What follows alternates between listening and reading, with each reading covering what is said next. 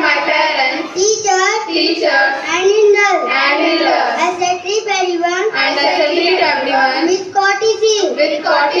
to my country, and my people, and and place my devotion place my devotions in the